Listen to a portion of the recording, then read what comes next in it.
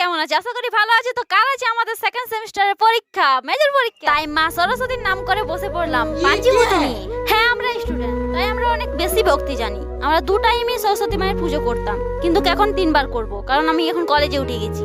আগে আমরা 2 টাইম ভক্তি করতাম, এক সরস্বতী পূজার দিন, 2 ফাইনাল পরীক্ষার আগের দিন। আর এখন আমি 3 বার করব, কারণ কলেজের সেমিস্টার পরীক্ষাগুলো দিতে যাওয়ার আগের দিনগুলোতে এবং সরস্বতী পুজোর দিন। কি বাবু মশাই, কথাটা ঠিক বললেন না? প্রত্যেকটা ফাঁকিবাজি স্টুডেন্ট এমনটাই করে, আর আমিও করছি। কারণ আমি আগে ভালো স্টুডেন্ট ছিলাম, এখন ফাঁকিবাজি স্টুডেন্ট হয়ে গেছি। তাই আমি নিজেকে ফাঁকিবাজ বলার কারণ হচ্ছে যে আমি নিজেই প্রমাণ দেখে নিয়েছি হাতে নাতে, তার জন্য আমি বলছি যে আমি ফাঁকিবাজ হয়ে গেছি। 11 তারিখে আমরা গেছিলি কলেজ, কারণ আমাদের ফার্স্ট সেমিস্টারের রেজাল্ট দিয়েছিল। রেজাল্ট দেখে তো আমি পুরোপুরি অবাক হয়ে গেছি, কারণ আমি এত সুন্দর না পড়ে এত সুন্দর রেজাল্ট এসেছে, তো ভালোই বটে। তোমরা কেউ শিখাবে না জানি নাই, তো আমি নিজেই আমার রেজাল্ট বলে দিচ্ছি। 60 থেকে 70% মাঝামাঝি আমার রেজাল্ট আছে। এবার তোমরা অনেকেই বলবে সেটা রেজাল্ট বটে, রেজাল্ট যা বটে বটে। আমি আগেই বলে দিয়েছি যে আমার ইংলিশে অনেক প্রবলেম আছে, অনেক ভয় করি আমি ইংলিশকে। তো তাও বলে কি বলতে ছেড়ে দেবো? না রে ভাই, অত সহজে হার মানার মেয়ে আমি নই।